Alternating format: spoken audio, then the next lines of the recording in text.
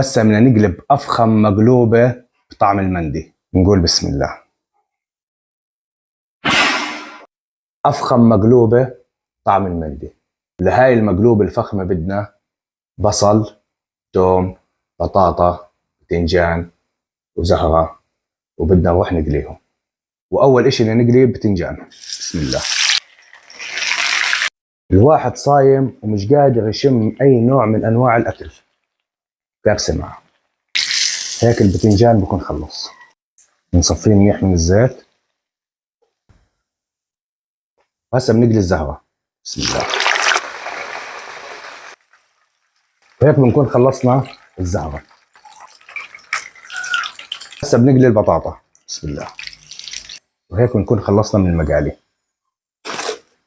وهسه بنجيب رز بسمتي مغسول ومنقوع، بنحط عليه الملح، والملح حسب الكمية.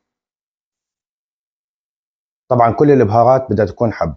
بدنا هيل، قرنفل، قرفة، بدنا زيت نباتي، وبنقلبهم مرة ثانية.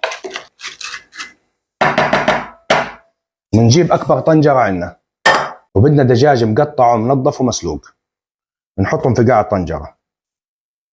وفوق الدجاج بنحط البصل وتوم حب قد ما بدكم حطوا. بننزل شوي من الرز،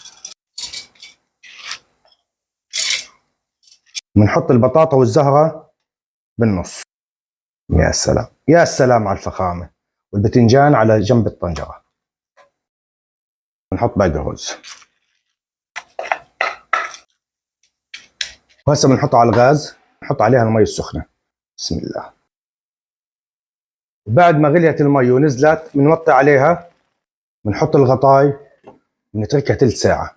وبعد ما خلصنا وحطيت لون طعام أصفر، وأهم إشي بالمندي إننا ندخنه. بنحط صحن في النص، بنحط فيه الفحمة وعليها الزيت، وعلى طول بنسكر عليها. بنخليها أقل إشي 5 دقايق.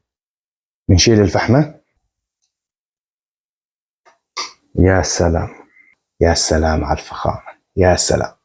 وهسه بدنا نقلب أفخم مقلوبة بطعم المندي. نقول بسم الله.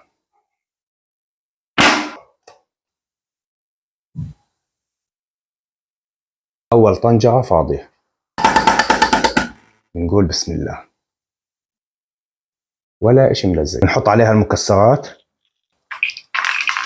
وشوية بقدونس. تحفة فنية. يا سلام على الفخامة. جربوها، وإذا ما عجبتكم ابعتوا لي على شو اسمه.